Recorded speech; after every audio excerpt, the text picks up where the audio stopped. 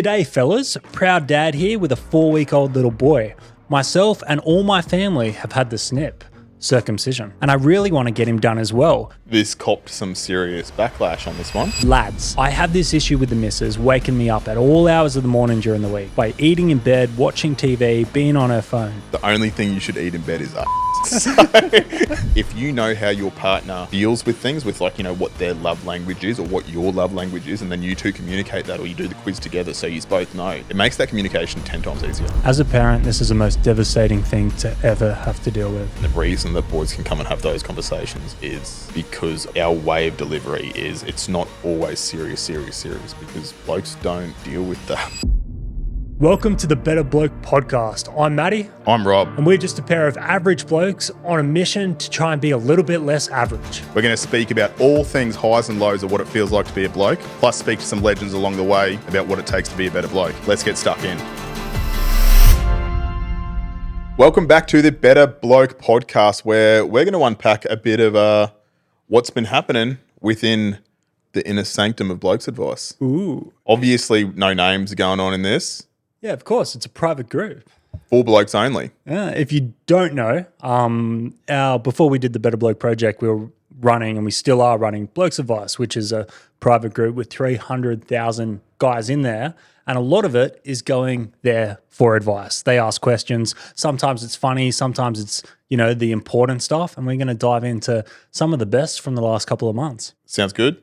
Let's rip in. All right. So go ahead. All right. So here's one that got asked. He said, "G'day fellas, proud dad here with a 4-week-old little boy. Myself and all my family have had the snip, circumcision. And I really want to get him done as well. Would love to hear who you went with through for your young fella and experience with them." This copped some serious backlash on this one. Ooh, it's a hot topic. It is a very hot topic, and I didn't think we were going to lead with it. But here we are. We're starting with cutting penises, yes. So I don't know. What's your personal view on circumcision? Are you snipped? I'm snipped. Are you snipped? I am snipped. I'm not snipped. You're not snipped? No, we should show the camera later and just so they know what we're talking about for context. Link in bio. But the comment section did light up on this, and I didn't expect it to fire up the boys as much as it did. No, I didn't think that everyone would be so heated about, what do they refer to it as, mutilation? There was a lot of chats about mutilation and outdated practices, and pretty much the vast majority were saying don't do it.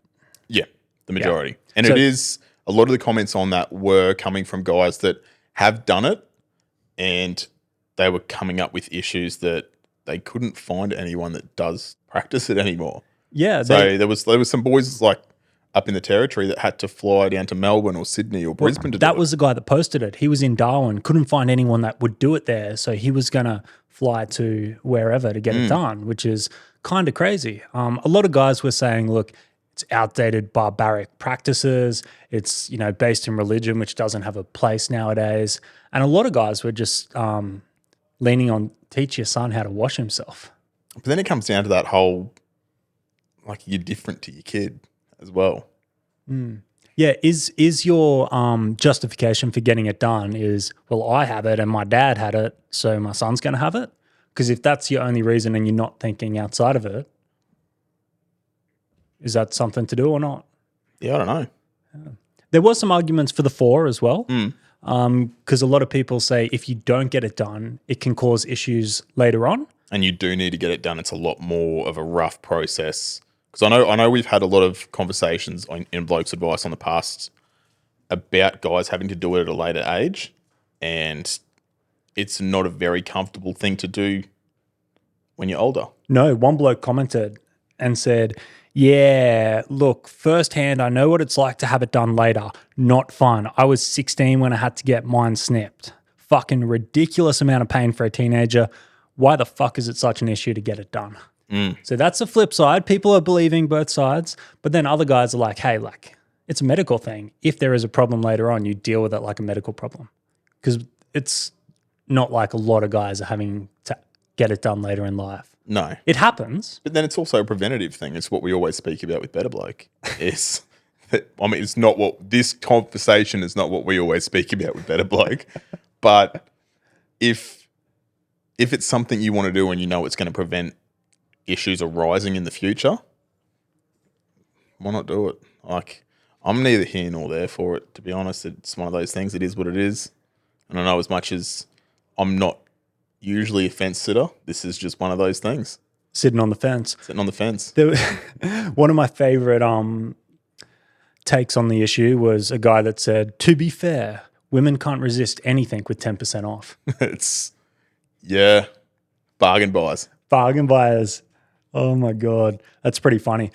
But because that post got so much heat and just traction, like there was thousands and thousands of guys commenting, a guy put up a post a couple of days later and he put up a poll, which I found pretty interesting. So he put up a poll to figure out, are the blokes of Blokes Advice circumcised? And there was 6,600 responses to that post. He didn't turn the add option off. So there was a lot of, I just want milk that tastes like real milk. There was 130 different options added to that poll. But from the poll, we found out 67% of Blokes Advice is uncircumcised, 26% is circumcised, and 17% take the piss with poll options. I thought that would be more, to be honest. There you go. So they take the piss, not. Yeah, I guess some guys just thought it was an important topic, but there you go. The majority of Blokes Advice still got the foreskin on. The more you know. Right on. Next topic. Do you want to roll into one of yours? No, you just go yours. I'll keep it going. So this is one that comes up quite a lot, and it's guys dealing with relationship drama. So, you know, whether it's arguments or big stuff like divorce, family, and kids, you know, it's a place you can go to, and the majority of these boys have probably had a partner in some point of their life, and they might be able to give a little bit of advice. So this is one that wasn't too hectic, but it did get a lot of commentary on what a relationship should and shouldn't be. He said, lads, I have this issue with the missus waking me up at all hours of the morning during the week, 12 a.m., 2 a.m., sometimes 3 a.m., by eating in bed, watching TV, being on her phone. I'm not a deep sleeper. I'm in the mobile crane industry and get up around 5:30 most days, and her anywhere between 8 and 10 a.m. It shits me to tears. It's causing me issues in the relationships because I go off my lid when this occurs, and she refuses to see the issue. He added a poll as well to see what his correct response should be. This one also had about 6,000 votes and also had a lot of answers added, some of which were he should try putting palm fronds in the bed.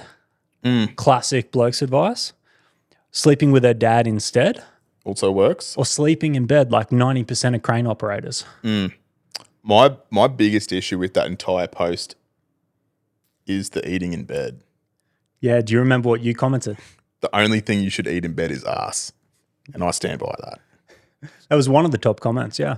So you done well with that one. It's words to live by. But it's stuff like that where, you know, it seems like, you know, it's not the end of the world. It's not cheating. It's not anything like that. But it's causing this guy havoc in his own life. And he's got this way of talking to all these boys about his relationship. One of the common things that was posted in that thread was the fact that he is a crane operator. He's doing big hours. It becomes a workplace health and safety issue if he's tired and fatigued. Fatigue is something that fuck all blokes actually talk about, but it is such an issue. Like, if you're fatigued going to work, you're going to fuck up, whether or not you fuck up the job or you fuck yourself up. So, like, something's going to give. You can do it for a little while, but you can't repeatedly do it. Yeah, and if you're doing 5 days a week work and you can't have shit sleep continuously for 5 days, it's going to have the effects. And that's what most of the guys were saying, bro, sleep in the other bed. That was one of the suggestions anyway. One of my favorites was just a guy that was like, oh boy, wait until you have kids. Yeah. It's self-explanatory. There's no explanation needed with that at all. All right, what else do we have in these comment sections? Okay, so there was a lot of guys saying, sounds like you have respect issues, mate. That needed nipping yesterday. And if you haven't had kids, abort mission. If you have, put them back in. So taking a pretty hardline stance on that, like, what do you think if it's a repeated problem over something kind of simple and you feel like you're not being respected by your partner? How much of a red flag is that? I mean, it's a pretty big red flag, but then is there any communication going on? That's probably the biggest thing. you need to have good communication. If you haven't spoken about there being an issue, how do you know there's an issue? So it comes back down to actually talking about it instead of jumping on Blokes Advice first. Probably should have been a couple of conversations had first. Yep. But in saying that, he may have had the conversations. I think he did say that. He said he's tried, she's been disrespectful, and it's not getting anywhere. But then with that, though, there's always, you can have conversations and shit gets heated. And we spoke about this a couple of weeks ago when we were talking about quotes, is if things start to get heated, take a step back.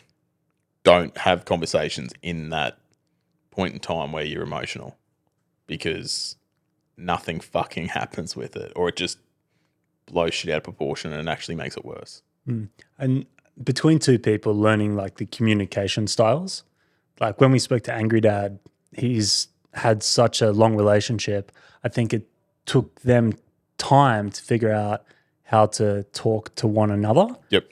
But like he was saying, he's like, okay, now we know how to communicate. We've learned. So I'll approach her this way at this time. And 100% crucial in a relationship to be able to talk to each other in the way that they need to be spoken to avoid going to those places where it's just heated, or, you know, someone's getting their back up and they're not receptive to what they're being asked of. And I'm not sure if we've mentioned it on here before. I know it's something that I mention in Blokes Advice a lot when I'm speaking to a lot of boys, is love languages. Have we mentioned that on here yet? I don't know. It's something that floats around the internet. I think it became popular in like the last 5 years, talking about love languages. But run us through Rob's guide to love languages. Love languages. All right. First off, I don't know fucking anything about what the love languages are, but I know it's a quiz you can do online. Completely fucking free. There's my hot tip. Just Google it. Have you done it? I have done it. Have you? Yeah. And you still don't know what the love languages are? Oh, like it changes. The love languages change, No, or like- you change? I change. Like, Because I think it's like I know there's like gifts, acts of services, physical touch. physical touch, affirmation, words of affirmation, and I don't know. I'm going to say support or some shit like that. acts of service. Did I say acts of service? Acts of service. Thank Yeah. you. We have a girl in the room helping. We do. Shout out to Marta, helping us out.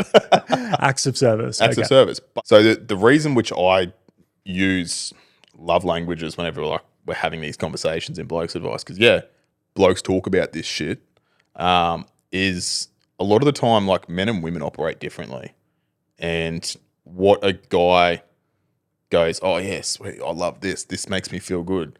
Like it might be more than a blowjob. Blowjobs feel good too, though. Yeah, usually 100% of the time. Yeah. But there might be other things they like acts of service, or that sort of is an act of service. But you know, there's a lot of things that, you know, how men and women not so much communicate, but what makes them feel like they want to communicate. If you know how your partner feels with things, with like, you know, what their love language is or what your love language is, and then you two communicate that, or you do the quiz together so you both know, it makes that communication 10 times easier. Yeah, and the thing that I've learned is that your default love language to give is how you receive it. So if you're like, I like it when people do this shit to me, and you care about someone, you do that back to them. That's why you give a lot of blowjobs. I give so many blowjobs, but you know, sometimes they just want you to give them words of affirmation. Oh. Right? This is really good. I love you. But no, so I think it's important to recognize what your partner is very receptive to. Yeah. Because sometimes you might not do it because it doesn't really cross your mind, but what's very powerful to them is not that much effort for you. You just don't think to do it. And you know how you can find that out? Ask them. Such a simple answer. Maybe that's what this guy had to do. Yeah. That was a bit of a tangent to go off on. No, that's the point of it. But that's something that a lot of guys can do. Well, I mean, we've got a lot of women listening too. If you're listening to this and you aren't sure what to do, Google love languages, do the quiz. If people are trying to make you pay for it, fuck them, find a free one. But yeah, it's there. And then do it and communicate about your answers. That's the biggest thing. Let's roll into some dating posts, because it's kind of off the back of proper relationships. There were some boys asking for advice on actual dates. This guy screenshotted a lovely girl that he found on his Tinder profile. She was clearly an air hostess. And he said, "Hey lads, I need some advice. I've stumbled across a chain-smoking hot air hostess on the Tinder box, and I need your best icebreaker to make a first impression. She's the oxygen, Tinder is the fuel. What can I say to ignite this conversation?" There's a lot of puns in that. Oh, and there was in the comments There's too. a lot of puns in that. And so we might just sort of put some context into that. So a little while ago, and I think we had a post go fairly viral on the internet because of it, because we took it out of the group and let the internet and social media do their thing. We had a problem to solve and we solved it. We did. A bloke was looking for potentially the love of his life that he met in an airport. Yeah, like more than potentially. He was quite sold. This was his soulmate. Turns Tell out the story of how he met her. they met punching darts in the smokers area of an Punching airport. darts with an air hostess Yep. in the smokers section. Didn't get her name, didn't get her contact, didn't get anything. He just knew she was an air hostess and she was punching Siggy somewhere. Yep. And that's all that the boys of Blokes Advice needed. And we found her. And I think they communicated after that. Yeah, Don't know what happened. I don't think they're married. No. But so then the air hostess became a common thread and a bit of a joke within the whole community. Yeah. So back to this bloke, because there were some perler comments, and I will disclose, this is an all boys group, so the pickup lines can get sort of fiery. Is fiery the word? Fiery is not the word. They're not politically correct? Not politically correct, bit blokey. So on the theme of air hostess and in-air travel, Send it. open the flaps, sit back and relax. I'm coming into land. That should work for sure. You reckon? No. No? Okay. Yep. No. Cross that one off. Love it. Got like 800 likes. Okay, so the boys love it. The boys love it. I'm not sure if it'll be reciprocated from the women. If you're on Tinder, like you kind of want to know that the guy's a bit funny. Yeah, see, I've been out of the scene so long, I don't even know. Yeah, look, I think you probably don't want to go. I think open the flaps is probably too strong of an opening line. Yeah, okay, gotcha. It's good to know. We'll move down. And this has gone for something a bit more romantic. This guy suggested, I would get rid of every chair in the world so the only place you could sit is my face. Yeah, I've heard that one before. Again, a lot of love from the boys. I may not be Fred Flintstone, but I'll make your bedrock. Look, they're not the classiest lines, boys. And I don't think it's going to work. No, like, why don't you just use something simple like, oh my God, I'm so jealous of your heart because it's pumping inside of you and I'm not. I mean, I would bag that up in the same one. Yeah, I like this one. Guys, So that's not it either? that's not it. All That's not it. I think this is it. And this guy's gone for a bit of reverse psychology. Everyone's like sliding in there with those big compliments. He said, so what's an average lady like you doing in a classy place like this? That's nice. Yeah, it's good. That is romantic. Bring her down to earth. Now, the funniest thing about this was the screenshots were from Tinder before he'd even matched with her. So he couldn't even message her anyway. So the boys were just grilling him on the fact that he hadn't matched. And another funny thing is, of course, you can see his profile and you know what she looks like. And there was some commentary on the synergy between the two. Because he was so attractive? It wasn't that. Well, that's not what we're about. One of the boys, and we're big for like propping boys up, but You got to shoot your shot. You miss 100% of the shots you don't take. that's true. But honest advice is good advice sometimes. It is, yeah. The world's not full of rainbows and sunshines and everything feeling good. Sometimes you need to hear harsh realities and it fucking sucks, but we grow from it. You got to let the boys down nicely. So this guy said, come on, mate. You've got mirrors in your house. Maybe save yourself the heartache. Yeah. Yeah, it's humbling. Let him down softly. Yeah. I don't think that's too soft. Oh, right on. Well, that's a bit of ridiculous stuff. But the reason we did this is because it is a powerful place for like actual good advice when the boys really need it. There is. So I'm going to bring a couple to the table now that is probably like the heartbeat of Blokes Advice in the sense of why guys feel so emotionally connected to it. Yep. All right, let's jump on, and we're going into this one. A guy said, "Hey lads, I've got a question. I've been walking the black dog for years now. I've tried to fix myself, quit drugs years ago, rarely drank, quit smoking, surrounded myself with good people, burned off all the dead wood, broke up with the ex-missos, stopped working for someone else and started my own business. I've tried everything and I'm fucking tired. My question is for those who have tried antidepressants. Do they work? I've heard they can fuck your head, even worse some days, and I can't handle much more, hence I haven't tried them." So he pretty much appealed to a large group of people because you can go to the doctors and they can tell you to do some antidepressants or whatever, but you can't have access to real reviews from real people that you know through this group you relate to. You know they're like you. So that's what he put out there. I think that's what makes Blokes Advice so special. And we spoke about this being the reason that Mark Orville, aka Angry Dad, that we had on a few weeks ago, why they blew up is the relatability. And it's when you watched their videos, it was like real world, like you were watching someone you knew. And every single bloke in Blokes Advice that can relate to that or has experienced that, it's just real world shit that I'm gonna take on board what's being said or what's being told to me by someone if I ask a question in there, as opposed to reading it online. Yeah. Even though I'm doing the same thing, it just carries weight in a different way for some reason. Yeah, we see these posts before they go up, so we kind of have to like think how they're going to go. What direction did you think that was going to take? Just knowing how a lot of people act and how a lot of people react in Blokes Advice.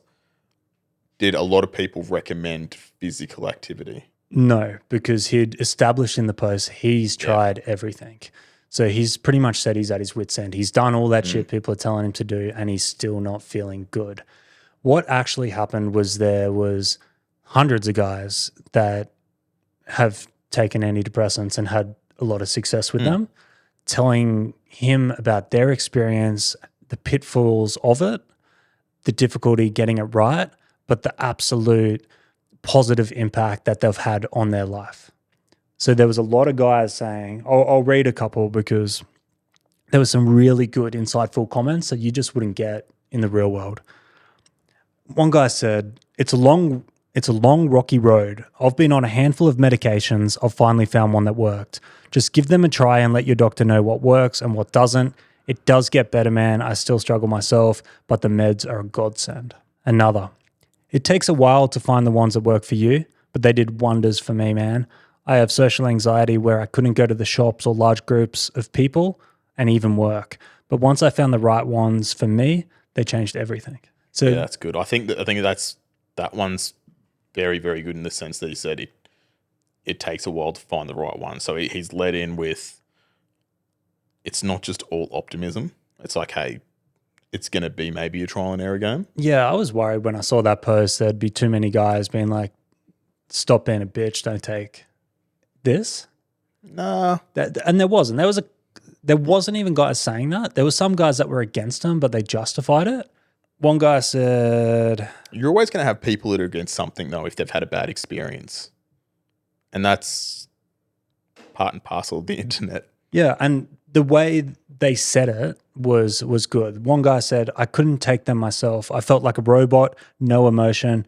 Other people I know swear by them. I think it comes down to the actual person. And that summarizes it completely. But by and large, 80% of guys who commented have been in such a dark place, they used them as a boat to get them to stability and literally swear by them. To call something a godsend is, it's pretty intense. It is. I mean, there's not much else that you can really follow that up with. I can follow it up with a segue that I didn't know how I was going to do, but this pops up and it breaks my heart every fucking time. Child death. So kids get sick, there's accidents, there's all sorts of bad stuff, and nothing quite brings Blokes Advice together like a bloke that's lost his little boy or his little girl. Yeah. And yeah, we see posts, whether it's celebration of life or remembering or whatever it might be. And it's crazy to see the way the community comes together, the sense of camaraderie.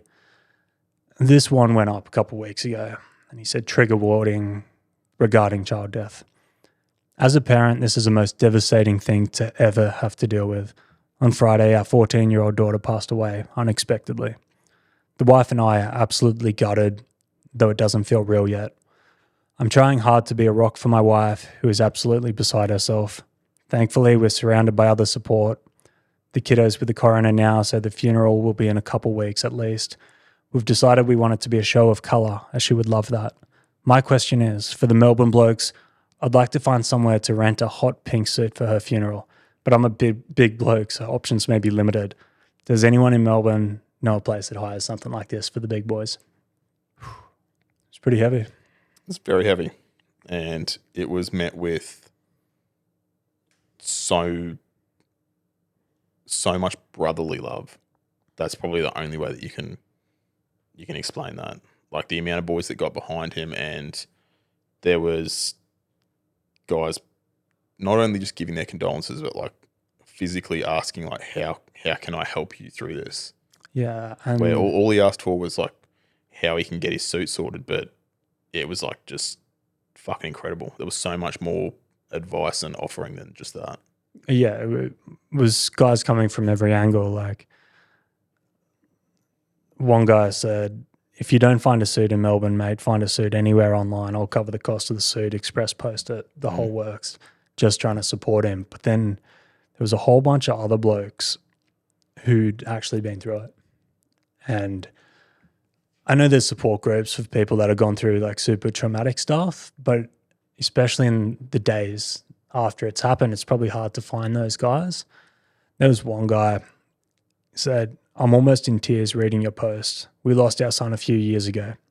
Like you, I stayed strong to be the rock for my wife and my family.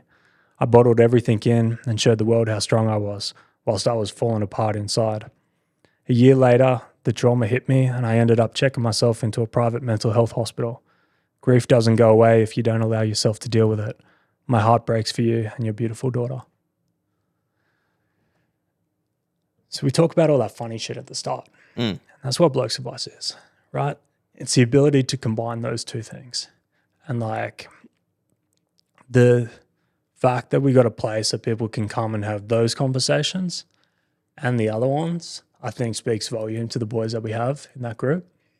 Well, I think it goes hand in hand, and the reason that boys can come and have those conversations is because of the funny conversations that happen too, though.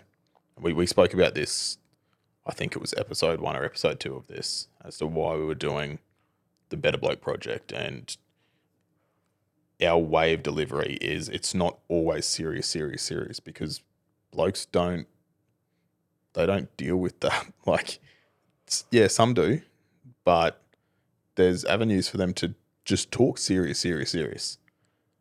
Most of the guys that we're probably reaching and speaking to, they will take the piss, they will throw banter, they will have a laugh, but then when it comes to speaking some heavy shit like that, everyone digs deep and they pull each other out of the shit whichever way they can. But those bonds are made by the funny stuff, the banter, the, throwing shade at each other every now and then. But you need that to be able to build that camaraderie and that brotherhood.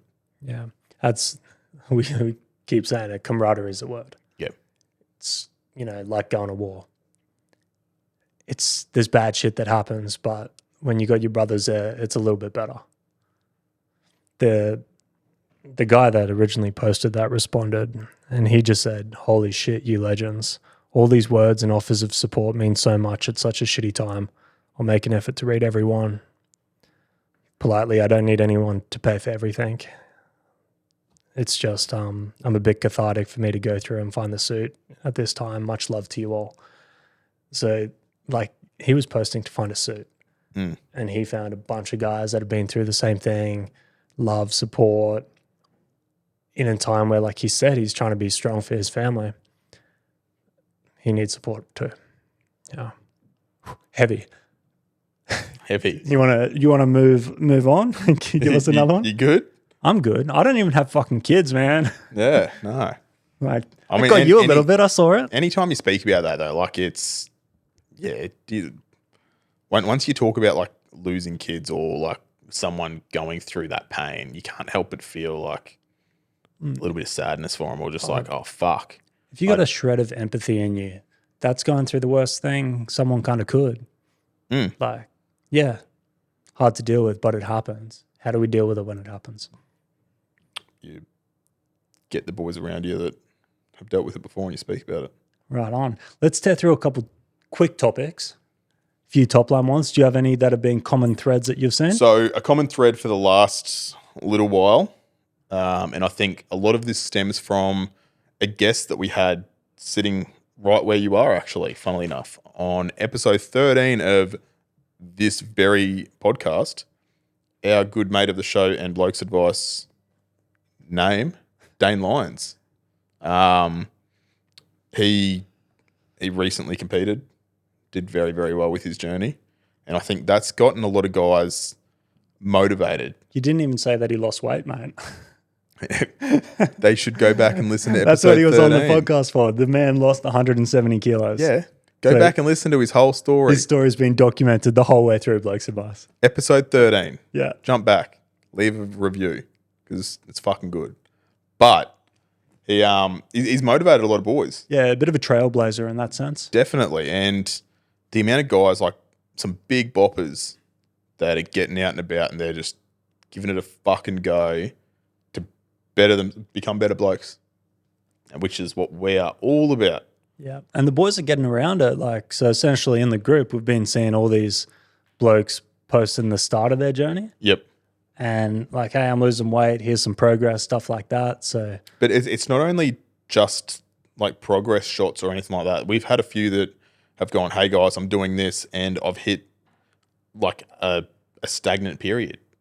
And there's that many guys in there that have either been through that process before or they're professionals in that field. And there is genuine advice getting given to these boys that are going to make some serious fucking differences into 1, their training, 2, their diet, just 3, their overall well-being.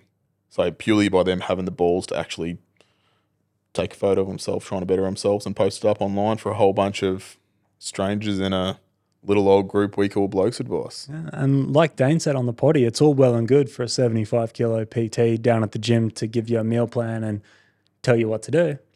It's a bit different when you got, you're talking to other blokes that have actually done it, or they're dealing with the same difficulties doing it as you are. So cool to see.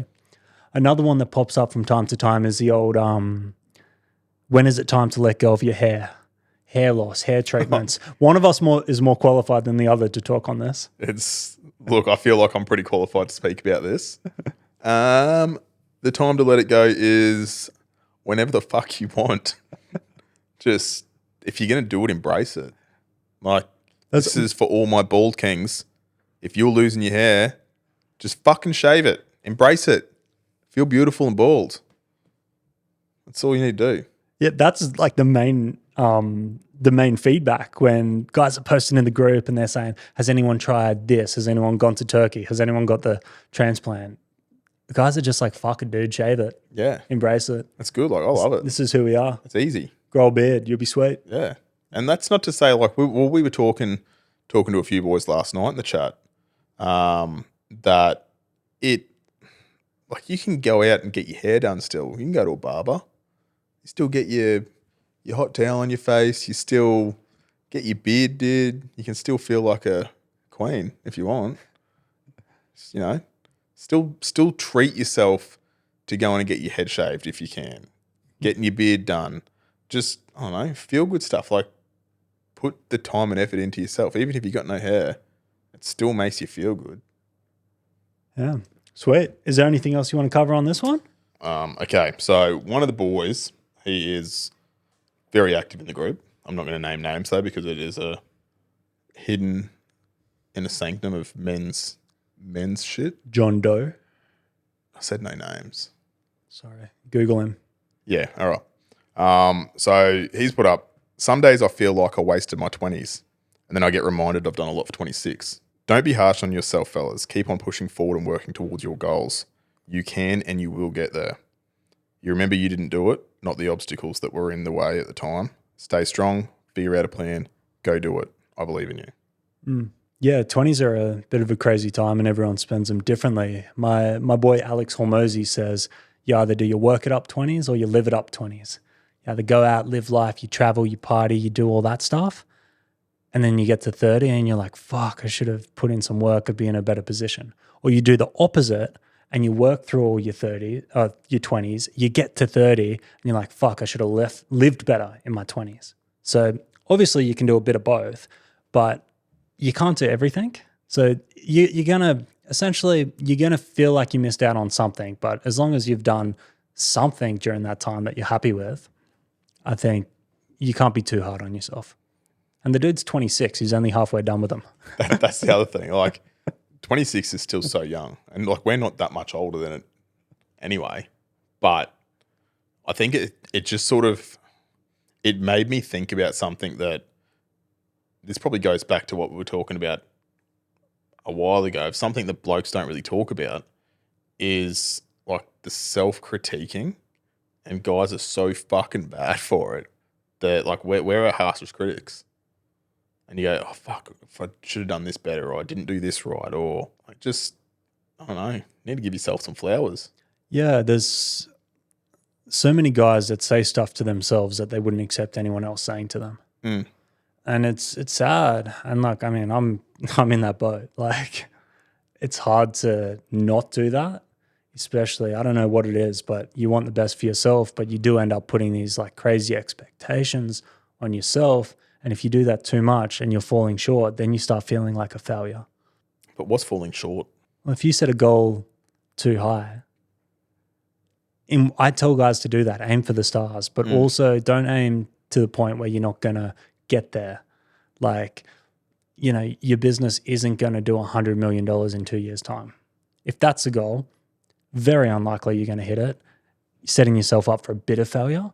But if the goal is you want to replace your normal job and like something that's like, okay, that's still really hard, but achievable. Like even if you fall short, but only by a little bit, you'll feel kind of shitty, but not too bad. Just realistic expectations with high goals. Yeah, I like that. I like that a lot. It's just very hard because different goals for different people. Yeah, it's all self-assessment. Like, I don't know, and I'm not pretending to have all the answers, but I think that's what's happening there when guys are trying to balance out what they should do, what they can do, what they did do, and how to feel about that. It's part of life. Like, you're not going to get everything right. It's probably setting out your own goals for what you're actually capable of yourself as well. Yeah. Like, don't set goals out comparing yourself with someone else because you're fucked. Yeah, and what you actually want, not what someone else wants for you. I think if you had enough self-awareness to be able to know what you actually want, and you're not doing it for someone else, you're not doing it because you feel like that's what you should have to do, and you can be clear on what you want, I think you'd be ahead of like 80% of the people. It's not easy to get, and you got to work on yourself and really put some thought into questioning what you want. But I think that's something people need to work towards, because once you know what you want, you have direction. We talk about that a lot. Once you have direction, you start getting a purpose from heading towards that.